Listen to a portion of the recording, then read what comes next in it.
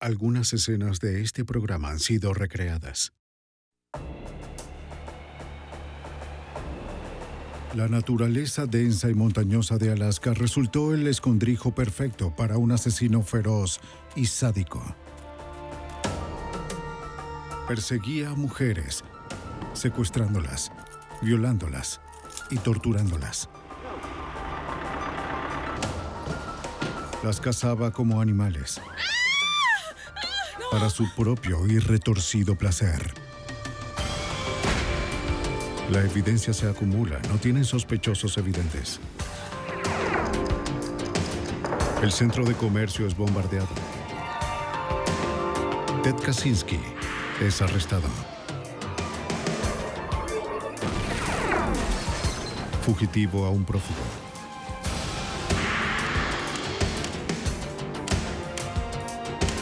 Los archivos del FBI. En los años 70 y 80, las personas iban a Alaska buscando un nuevo comienzo para reinventarse o para desaparecer un tiempo. Algunas de estas no fueron voluntarias. Soy Jim Kallstrom, exdirector del FBI en Nueva York. La matanza del asesino en serie quedó expuesta cuando los cuerpos de mujeres jóvenes comenzaron a aparecer en tumbas superficiales en bosques de Alaska. Allí el asesino se sentía en casa. Su búsqueda comenzó a 5.000 kilómetros de distancia, donde los analistas del FBI estudiaron la mente del criminal. El juego del cazador. Ella era una modelo joven que buscaba una oportunidad.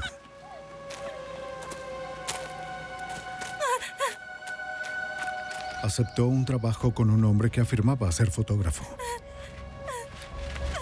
Pero resultó ser un asesino despiadado.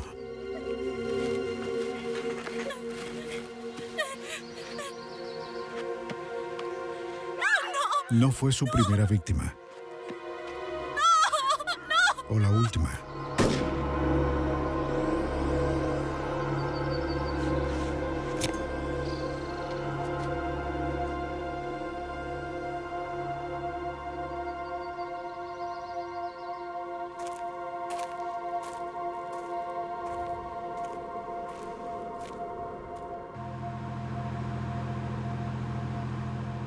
Entre los años 70 y mitad de los 80, los bosques de Alaska eran un destino popular, pues muchas personas fueron al norte por la construcción del oleoducto de Alaska. La población aumentó. El 13 de agosto de 1982, dos oficiales fuera de servicio de la ciudad de Anchorage cazaban alces cerca del río Kinnick, a unos 30 kilómetros de la ciudad. Todo está muy tranquilo aquí. Sí.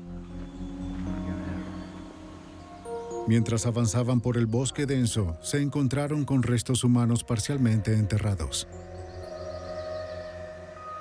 Los dejaron tal como estaban.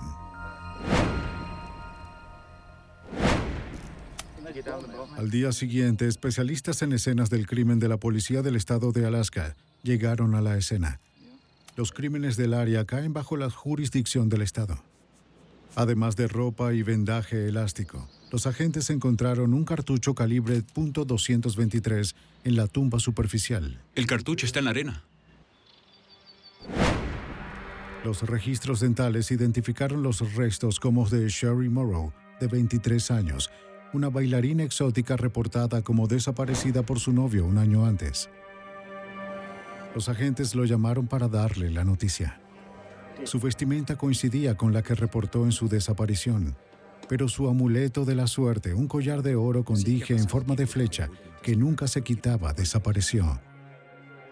Morrow quizás fue asesinada poco después de su desaparición, dándole al asesino más de un año para cubrir sus rastros. Encontrarlo sería casi imposible. En el año que siguió al descubrimiento del cuerpo de Sherry Morrow, más mujeres comenzaron a aparecer. La triste realidad es que encontrar cuerpos en los bosques de Alaska no es tan extraño. 2 o 3 veces al año, un alpinista novato o algún cazador puede perderse y sucumbir a la naturaleza. Pero una cantidad creciente de cadáveres significaba otra cosa. Durante la construcción de una carretera nueva el 2 de septiembre de 1983, un equipo desenterró restos de un esqueleto humano cerca de donde se encontró el cuerpo de Sherry Morrow un año antes. Los huesos llevaban un buen tiempo ahí. Hasta no hace mucho, esta área del río Kinnick era tan apartada que solo se podía llegar por bote o avioneta. Los restos fueron identificados como los de Paula Golding, de 17 años, una secretaria desempleada que se mudó a Alaska desde Hawái. Llevaba 5 meses desaparecida. Igual que Sherry Morrow, tomó el trabajo de bailarina exótica para ganarse la vida. E igualmente se encontró un cartucho calibre .223 en el lugar. Para el agente estatal de Alaska, Wayne Van Clausen, la conexión era aterradora. En ese momento, todo comenzó a volverse aterrador para todos porque el perfil era el mismo. Eran bailarinas exóticas de los clubes del centro. Pero fue entonces cuando tuvimos la idea de que teníamos un asesino en serie suelto. 2 cuerpos se habían encontrado, pero ahora los oficiales creían que había más. Comenzaron a revisar reportes de personas desaparecidas. Muchos de esos reportes eran de bailarinas exóticas, pero que desaparecieran no era algo inusual en Alaska. La desaparición de personas se considera de baja prioridad. Pues según la ley, si eres un adulto tienes derecho a estar desaparecido. Y teníamos casos en los que estas chicas solo saltaban a un avión y desaparecían. Entre 1980 y 1983, 12 mujeres fueron reportadas desaparecidas. Eso representaba solo una fracción del total no reportado. Los oficiales se preguntaban cuántas de estas mujeres eran víctimas del asesino. Eso sería difícil de determinar. Los oficiales estatales de Alaska enviaron la evidencia de la escena del crimen de Sherry Morrow y Paula Golding al laboratorio del FBI en Washington, D.C. para su análisis. El FBI realizó pruebas de balística en ambos cartuchos para determinar si fueron efectuados por la misma arma. Los oficiales estatales esperaban que los resultados les suministraran evidencia sólida de que la misma persona cometió ambos asesinatos. Los resultados del laboratorio fueron concluyentes. Ambas mujeres fueron asesinadas con el mismo rifle de largo alcance. No había duda, los oficiales de Alaska estaban lidiando con un asesino en serie. Mientras comenzaban su búsqueda en los bosques, los oficiales de Anchorage lidiaban con sus propios problemas.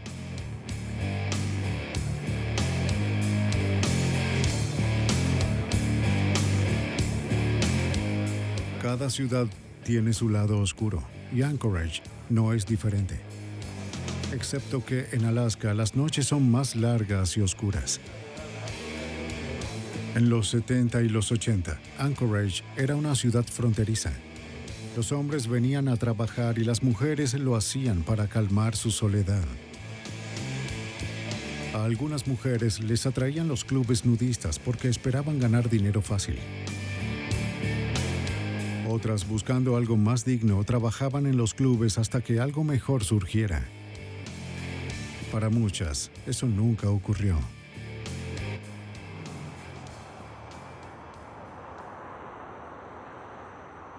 Y en las calles de la ciudad rondaba un acosador. Las escogía con cuidado.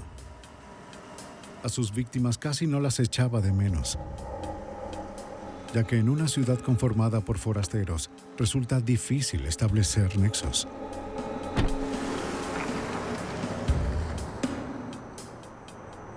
Algunas de las mujeres que desaparecieron de Anchorage aparecieron a salvo, otras nunca lo hicieron. Pero las desapariciones no eran el único crimen reportado. A primeras horas del 13 de junio de 1983, Cindy Paulson, de 17 años, corría por una autopista de Anchorage. Tenía poca ropa y esposas. Logró detener a un auto. Corría por su vida.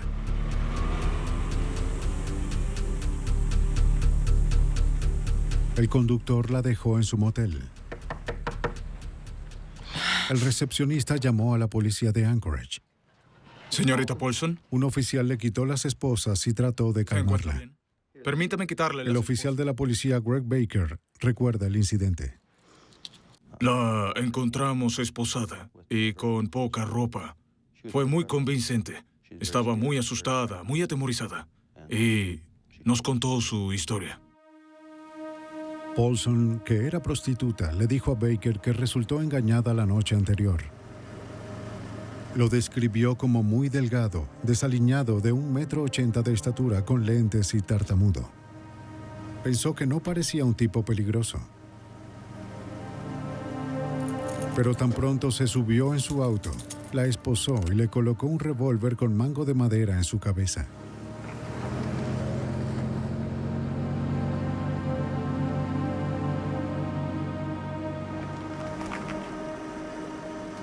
Condujeron hasta un vecindario residencial respetable. La llevó a su casa. Vamos.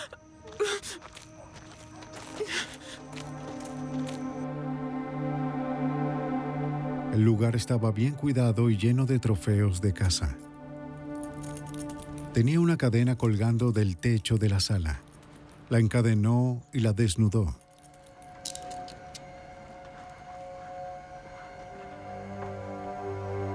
Y allí fue torturada y violada varias veces durante horas.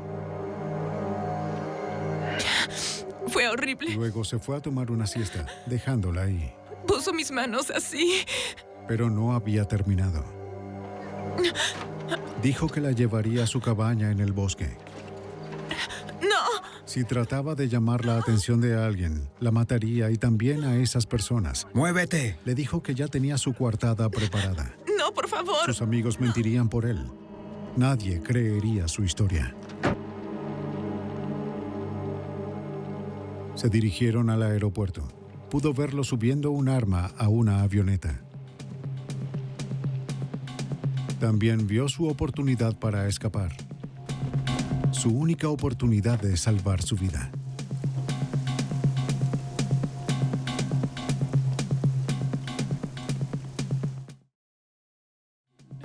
La historia sonaba aterradora, pero su terror genuino obligó al oficial Baker a investigar. Tenía una mujer inteligente, muy asustada, alegando haber sido secuestrada a punta de pistola, hecha prisionera en un lugar específico que ella indicó dónde se encontraba, sabía dónde quedaba. Describió el interior del lugar, describió el recinto, incluyendo varias cabezas de animales que estaban colgadas en la pared. Camino al hospital para una revisión, Paulson insistió en detenerse en el aeropuerto para mostrarle a la policía la avioneta que había visto antes. La identificó plenamente. Estando allí, un guardia de seguridad nos detuvo. Describió el auto de la misma forma que Cindy lo hizo y, de hecho, nos dio el número de matrícula. Ese número de matrícula confirmó la dirección, o al menos al área en la que Cindy nos había indicado que se encontraba la casa. La policía acudió al lugar para hablar con el dueño del auto.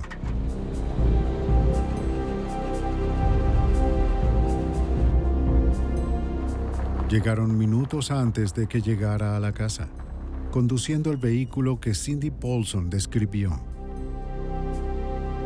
Hasta entonces, todo lo que Paulson había dicho coincidía, pero el sospechoso tenía una historia propia que contar. ¿Señor Hansen? ¿Señor? Según los registros de vehículos automotores, el auto en el que Cindy fue secuestrada pertenecía a Robert Hansen, un panadero de Anchorage. Hansen, quien encajaba con la descripción del hombre que Paulson suministró, respondió con calma las preguntas. Dijo que estuvo en la casa de un amigo desde las 5 de la tarde hasta las 11:30 de la noche, reparando un asiento de su avión. Seguidamente fue a casa de otro amigo y se quedó allí hasta las 5:30 de esa mañana. Después fue al aeropuerto e instaló el asiento.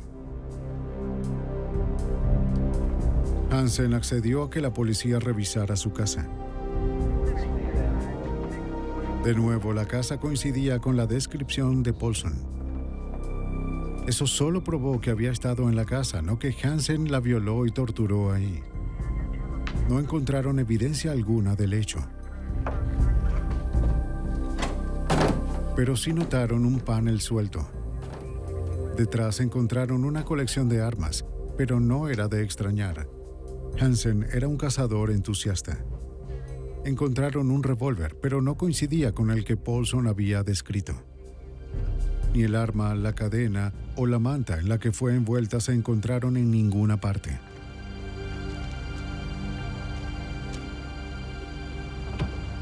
El auto de Hansen lucía limpio. La policía de Anchorage no encontró nada que encajara con la historia de Paulson. Las coartadas fueron corroboradas y verificadas. Y el señor Hansen fue liberado luego de la revisión de su casa.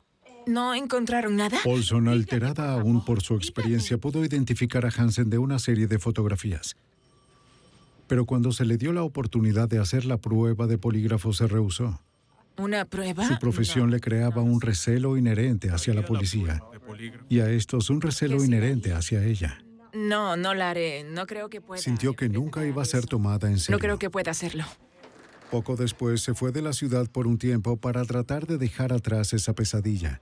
Las autoridades de Anchorage también desestimaron el caso. Debido a que las coartadas fueron verificadas, a que tenían problemas con las continuas idas y venidas de Cindy Paulson.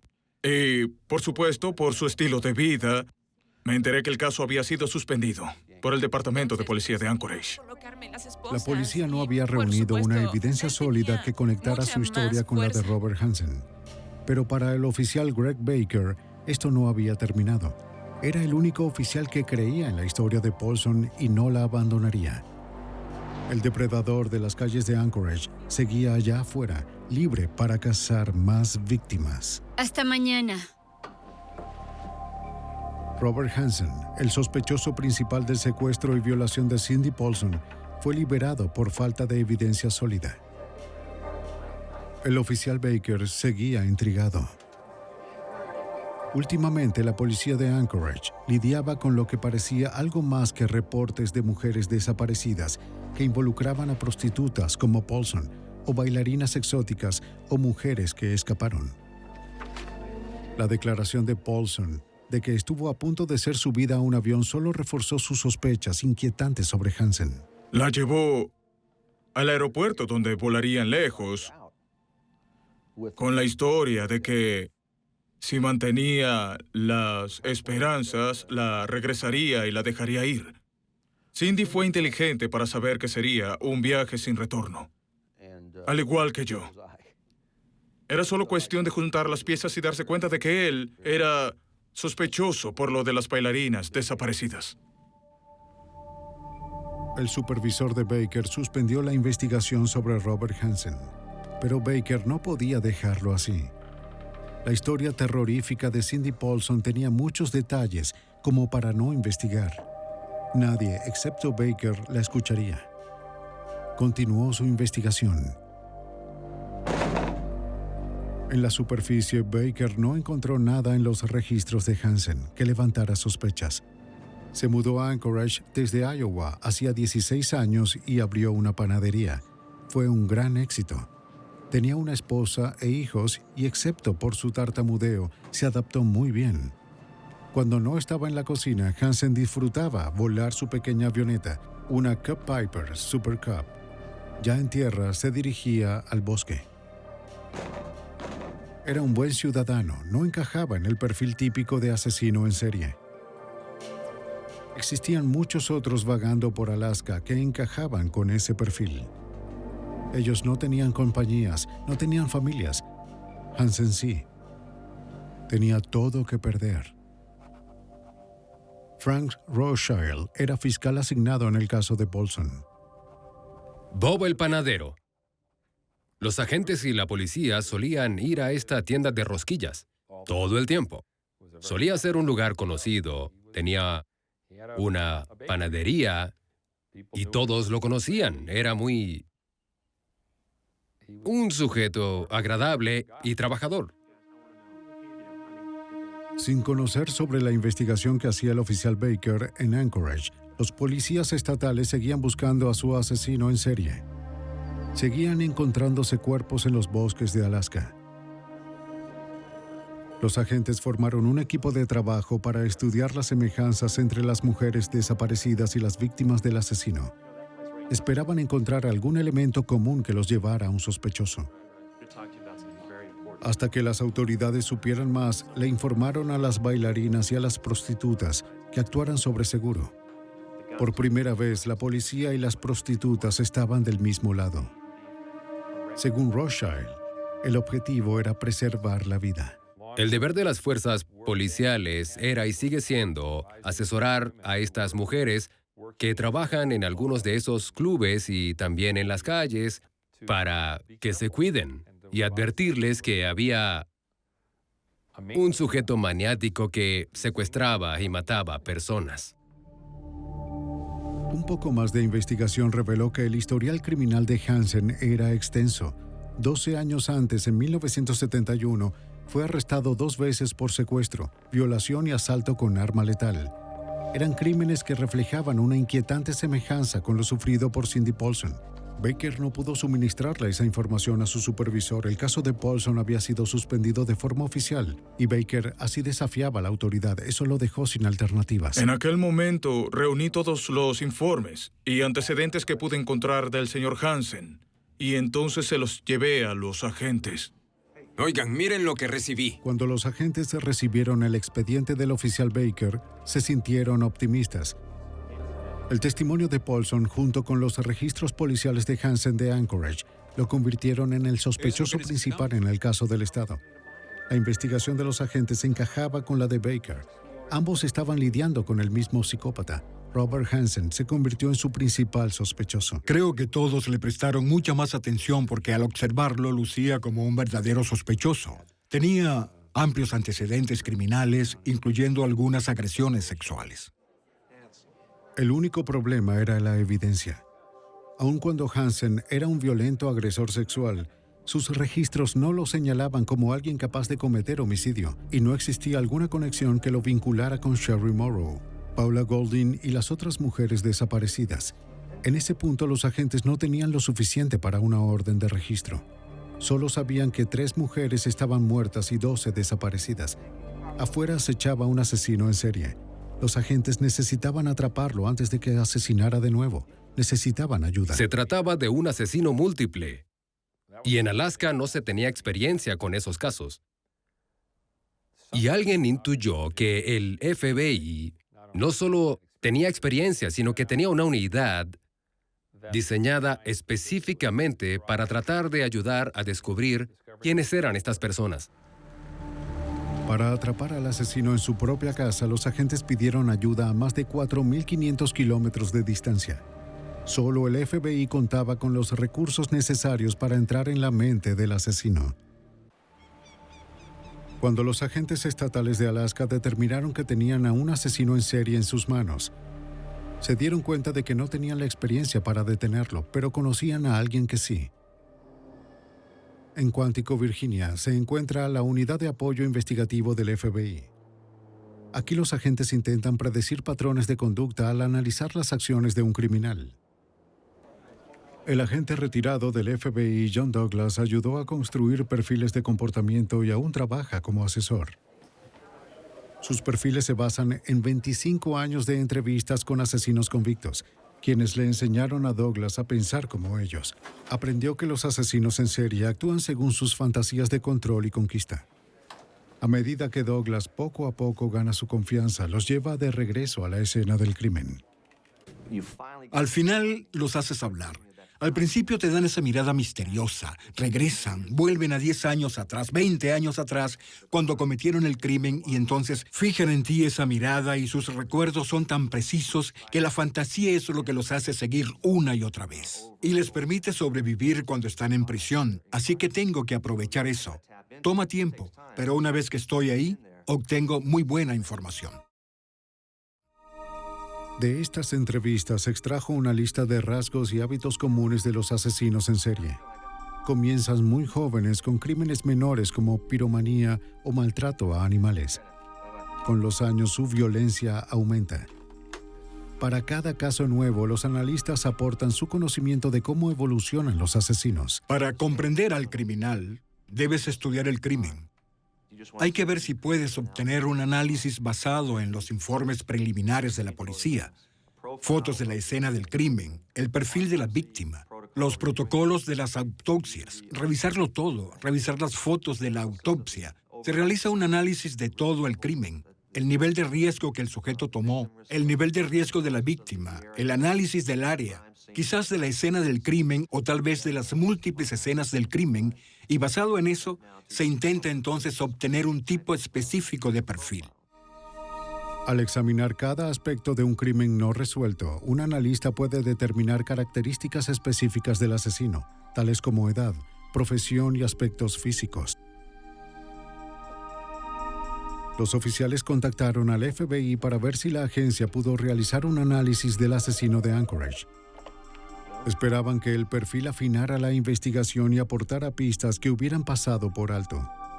Los oficiales le dieron al FBI lo que necesitaban para construir el perfil de conducta. Para un perfil acertado y preciso, solo necesitaban hechos por parte de los agentes, no análisis ni teorías. El oficial Wayne Van Clausen no quería perder tiempo. La información que recibió del oficial Baker despertó sus sospechas sobre Robert Hansen, pero necesitaba más información. Los registros criminales apenas comenzaban a ser computarizados y no tenían acceso a todos ellos en Anchorage. Mientras el perfil era desarrollado, fue a la capital, Juneau, a reunir registros de Hansen de los archivos de las Cortes Superior y Suprema. En su misión para reunir hechos, Van Clausen investigó cada ciudad en la que vivió Hansen. Encontró informes de Robert Hansen que se remontaban a 1961. Se llevó todo lo que pudo cargar. El resto lo envió en un camión y se dirigió a casa. Mientras estuvo en Juneau, el FBI obtuvo un perfil criminal del asesino en serie. El hecho de que fuese tan prolífico significó para Douglas que el asesino tenía los medios para pasar desapercibido en la comunidad, alguien que trabajaba de forma independiente. Casi como el dueño de una empresa, le gustaba pasar tiempo al aire libre, ya que los cuerpos fueron encontrados en zonas boscosas remotas. Puesto que cazaba prostitutas, Douglas concluyó que al asesino le costaba hablar con mujeres, tenía baja autoestima y creció sintiéndose como un marginado.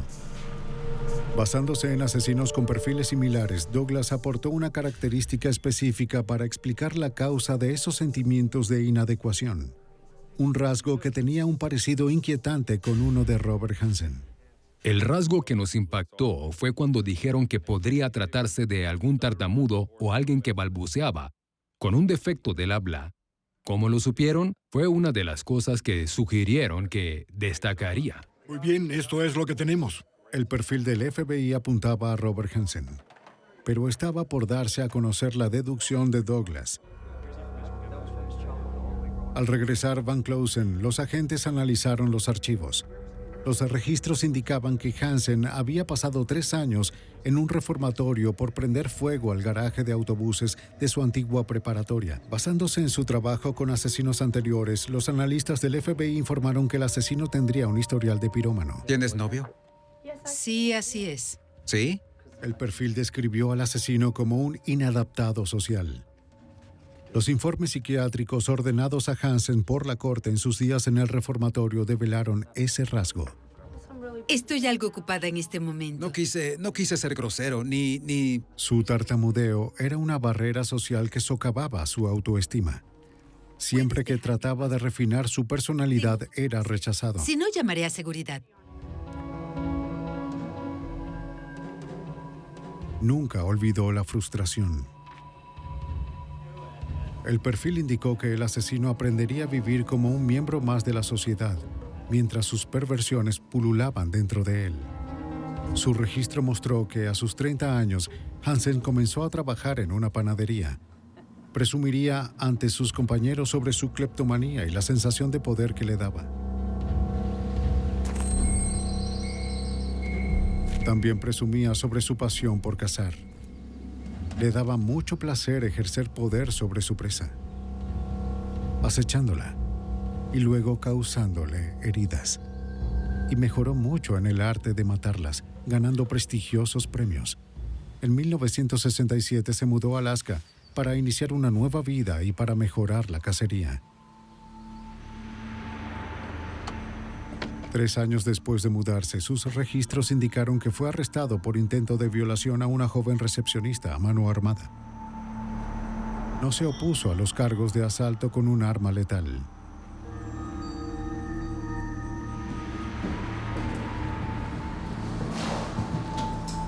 Poco más de un mes después, fue imputado por el intento de agresión a una mujer de 18 años que siguió a su casa. Este hombre se involucró en casos de robo apenas llegó a Alaska, en casos de secuestros, y le hicieron evaluaciones psiquiátricas que mostraban que era muy inestable, con toda clase de fantasías extrañas. Fiel al perfil, Hansen parecía un ciudadano respetable, por lo que los tribunales fueron indulgentes. En una oportunidad afirmó tener pérdidas de memoria y recibió tratamiento psiquiátrico y 5 años en un programa de inserción laboral. Secuestró a una de sus primeras víctimas fuera de una cafetería, la llevó a una cabaña en la naturaleza y la violó a mano armada. Ella tenía 17 años en ese momento. Por supuesto, me dijo que si llamaba a la policía me perseguiría y me mataría. Me dijo que era un hombre de negocios excepcional. Nunca mencionó mientras duró la violación, ni antes ni después de eso, que estaba casado, pero sí que era un hombre de negocios excepcional y que yo solo era una niña y nadie me creería. Y tuvo razón. Todo lo que los analistas dijeron del agresor de las matanzas en serie encajaban con el sospechoso Robert Hansen, un hombre de verdad peligroso que pasaba desapercibido dentro de la multitud. Mientras los policías se concentraban en Hansen, se dispersaron para buscar más víctimas en el área del río Kinnick, donde 3 cuerpos habían sido encontrados. Creían que las bailarinas que aún estaban desaparecidas podrían estar enterradas cerca de las otras tumbas, pero los agentes no encontraron nada. El área era muy grande y remota como para cubrirla por completo. A pesar del perfil tan convincente del FBI de los antecedentes policiales, los agentes no tenían nada tangible como para relacionar a Hansen con los asesinatos. Sus registros policiales eran muy antiguos y la evidencia muy circunstancial como para tener peso en el tribunal. Los investigadores esperaban que Cindy Paulson pudiera ayudar. Era la única víctima sobreviviente a la ola de asesinatos de Hansen. Tal vez podría recordar algo más de su experiencia. Paulson dio otra declaración, pero esta vez pudo identificar una de las armas que Hansen tenía en su posesión. Aparte de Paulson, Hansen no había sido implicado en una violación o secuestro por más de 10 años. Pero con la esperanza de fortalecer su caso y establecer un patrón de conducta, los investigadores buscaron otra víctima de Hansen de años anteriores, cuya experiencia coincidiera con la de Paulson. Aunque esta primera víctima ya no viviera en el área, los agentes la rastrearon y le pidieron su ayuda. Recibí una llamada de Alaska preguntando si me gustaría colaborar con la sentencia del señor Hansen. Me dijeron que había asesinado, hasta donde sabían, a 7 mujeres. Y me explicaron que la última víctima se escapó. Aceptó testificar cuando fuese el momento, pero los agentes aún tenían un caso débil. Aunque los agentes estaban seguros que iban por el camino correcto, no tenían suficiente para probar que Hansen era un asesino en serie. De acuerdo al oficial de Anchorage, Greg Baker, Hansen sabía que las autoridades tramaban algo. Una mañana estaba conduciendo y necesitaba comprar unas rosquillas para el turno. El señor Hansen estaba ahí. Estaba parado en una ventana y decoraba pasteles, cupcakes y galletas. Y recuerdo observarlo y me mantuvo la mirada y se podía notar que estaba nervioso. Continuó colocándose glaseado en el pulgar y eso me gustó. Lo que haremos será Aunque los investigadores tenían a Hansen en la mira, aún carecían de evidencia para relacionarlo de forma directa con los crímenes. Pero como Hansen encajaba tanto con el perfil, Douglas voló a Alaska para revisar el caso e informar a los agentes y al fiscal Frank Rothschild sobre cómo proceder con este sospechoso. Douglas creía que Hansen era el asesino en serie. El cazador ahora era la presa. Así que la misión era ofrecerles un buen análisis. ¿Tenía él la capacidad de cometer un crimen así? La respuesta era sí. Creía en la prostituta y creía que era capaz de cometer esos crímenes. La idea de Douglas era llevar a Hansen para interrogarlo, mientras que al mismo tiempo revisaban su hogar. Para obtener una orden, los investigadores necesitaban enumerar artículos que creían estaban en la casa. Sabían que tenían que buscar el arma que Cindy Paulson describió y la que disparó las balas encontradas en las tumbas de Sherry Morrow y Paula Golding. No era suficiente. Necesitaban algo más, algo que probara la culpabilidad de Hansen, de forma contundente. Le preguntaron a Douglas si había algo más que pudiera incluir en la orden. Sí, uno de los descubrimientos es que estábamos lidiando con un asesino en serie, y los asesinos en serie inician con una fantasía. Y una de las cosas que mantiene en marcha la fantasía luego del crimen, cuando salen en la noche buscando víctimas, es que toman una especie de recuerdo. Lo llamamos regalos o trofeos, algo que pertenezca a la víctima. Douglas ayudó a los fiscales a escribir la declaración, basado en la probabilidad de encontrar recuerdos de los mencionados en el perfil. Muy bien, anoté 2. Cualquier cosa, desde una joya de la víctima hasta una licencia de conducir. Muy bien, sí. Pero un perfil de conducta Sí, nunca está antes bien. había sido usado como la base de una orden de registro en los Estados Unidos. Rothschild sabía que necesitaba respaldarlo con más información convencional. Era obvio que el departamento fiscal quería que la orden de registro fuese a prueba de balas. Querían que fuese completa y positivamente segura, sin ningún error. Sabían que se trataba de un caso grande. Lo último que querían era que algo saliera mal con la orden de registro y tuvieran que descartar la evidencia.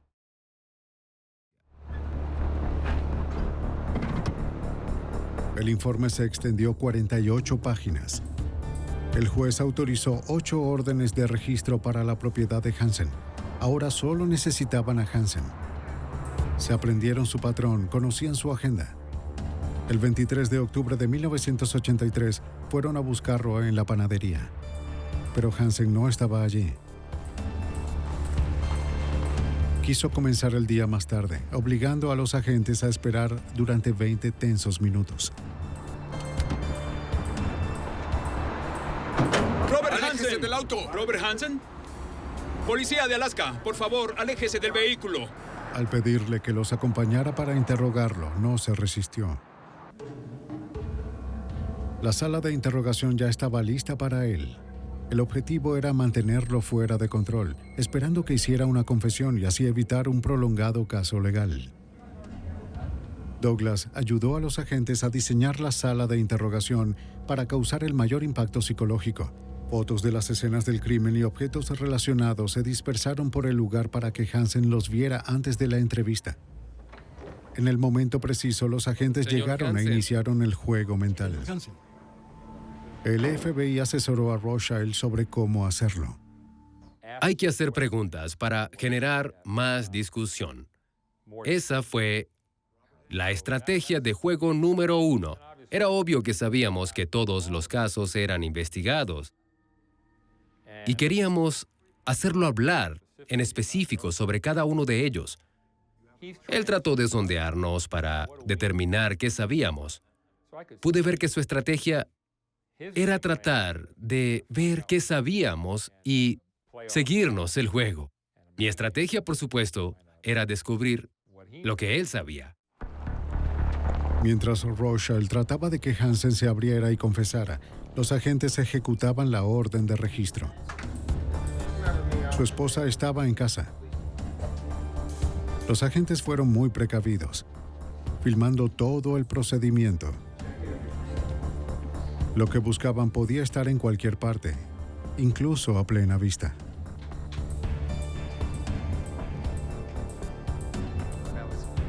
Hansen sabía que los agentes habían accedido a sus registros policiales y psicológicos. No les dio a las autoridades nada que no supieran ya. Habló sobre su infancia dolorosa, su estricta familia, su ira.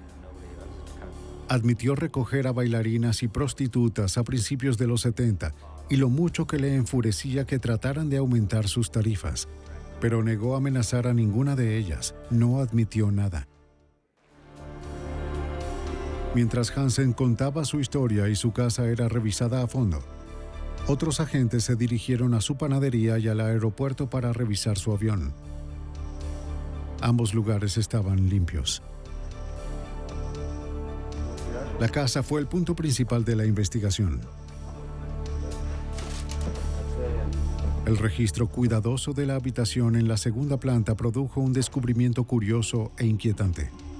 Un mapa aéreo de la región marcado con 37X. Parecían estar apiñadas, sobre todo cerca del área donde se encontraron los cuerpos. Pero había docenas de marcas más que de cuerpos, al menos hasta el momento. Los investigadores siguieron hasta el ático. Bajo el material aislante, los agentes hallaron armas.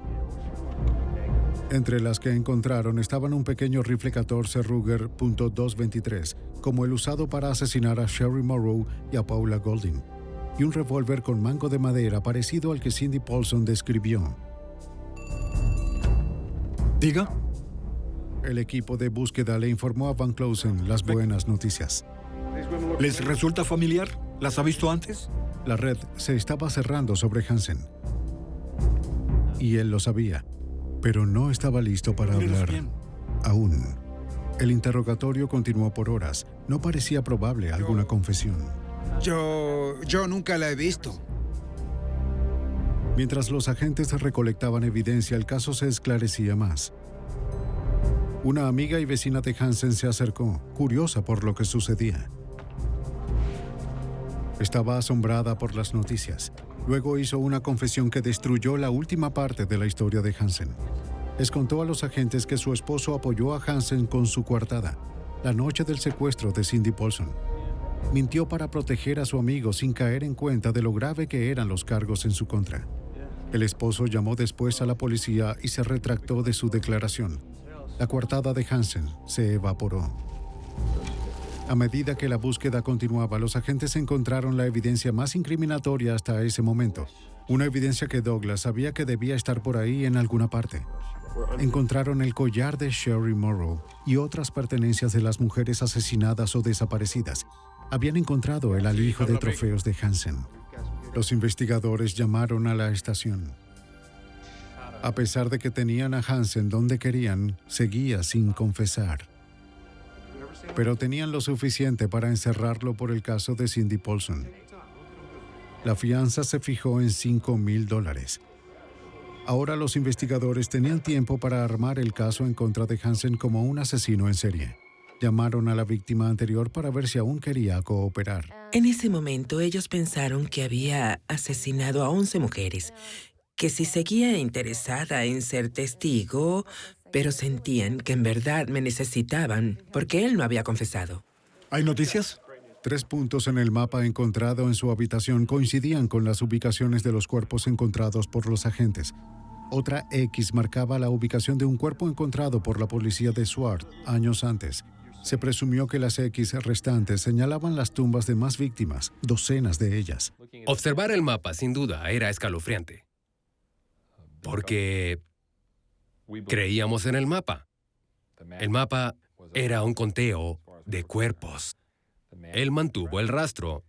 No tenía recortes de prensa. Él tenía el mapa. Cuando los agentes pensaron que tenían suficiente para condenar a Hansen por al menos 4 asesinatos, lo confrontaron a él y a su abogado con la evidencia. Hansen no pudo refutarlo. No tenía dónde esconderse.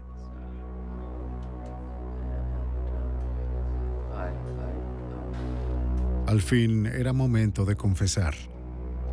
Era hora de que Hansen llegara a un trato. Hansen dijo que confesaría los asesinatos que pudieran comprobarse, siempre que no se le diera publicidad al juicio y que su familia no fuese involucrada. Exigió ser encarcelado fuera de Alaska cuando el juicio terminara. A cambio de solo 4 condenas, aceptó mostrarle a los agentes dónde estaban enterrados otros cuerpos. Los investigadores llamaron a la víctima anterior para darle las buenas noticias. La tercera vez que llamaron me dijeron que había confesado y que no me necesitarían. Así que colgué el teléfono al terminar de hablar. Tomé a mi hijo para llevarlo a la escuela. Fui hasta la puerta con mi esposo y comencé a desmoronarme. Comencé a llorar. No podía parar. No tenía control de la situación. Me controló a mí. Podía ver cada una de esas mujeres cómo murieron. Tal vez cazadas como perros, heridas y perseguidas. En su confesión, Hansen describió cómo llevaba a sus víctimas al bosque y las cazaba como presas. Durante los 12 años que vivió en Alaska, violó a más de 30 mujeres y desarrolló muchas estrategias para capturarlas. Una vez se encontraba a un objetivo factible, alguna mujer solitaria como Sherry Morrow. Se hacía su amigo y acordaba encontrarse en un lugar de comida rápida. Si era bailarina o aspirante a modelo, le ofrecía pagarle por fotografiarla. Llegaba temprano y permanecía en su auto. De esa forma se aseguraba de si la mujer llegaba sola y de que no tenía a nadie esperándola en el estacionamiento, sin testigos. Luego entraba a encontrarse con su nueva víctima.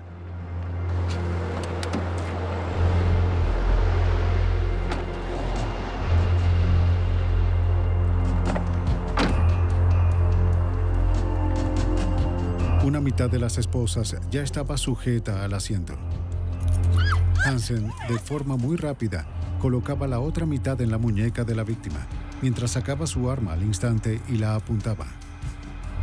Luego las llevaba a su casa o a un motel lejano para violarlas y torturarlas. Después les vendaba los ojos y conducía o volaba hacia las afueras de la ciudad, hasta llegar a un lugar apartado, su terreno de caza. Su costumbre era jugar con su presa antes de matarlas.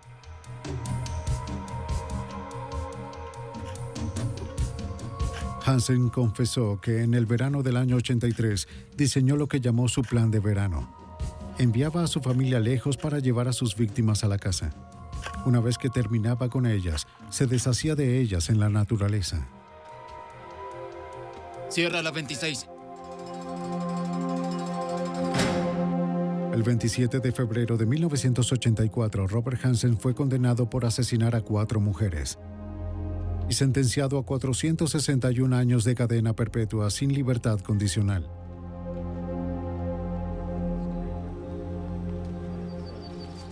Después de ser sentenciado, Hansen acompañó a los agentes al bosque a buscar a más de sus víctimas señaladas con X en su mapa. Se encontraron un total de 8 víctimas. Algunos lugares del mapa no se exploraron. Los osos escarbaron en los demás, esparciendo los restos. Los investigadores nunca sabrán cuántas de las 37X representaban alguna de las víctimas de Hansen. Según John Douglas, el mapa tal vez mostraba una pequeña parte de su terreno de caza. Asesinos como Hansen podrán entrar en contacto con muchas mujeres, pero la fantasía lo es todo. Quizás no les guste la forma en que la persona habla o cómo se viste, su estilo, y tomarán una decisión. ¿Esta persona vivirá o esta de acá morirá? Creo que estaba involucrado en más casos y aún creo en la posibilidad de que una de las razones que lo llevó a ir a Alaska fue para escapar de los homicidios que cometió en el año 48. En los Estados Unidos se estima que de 35 a 50 asesinos en serie se activan en determinado momento. La creación de perfiles ha facilitado su detección y captura. Cada vez que alguno es capturado, los investigadores aprenden más sobre sus motivaciones retorcidas, lo que facilita capturar al próximo.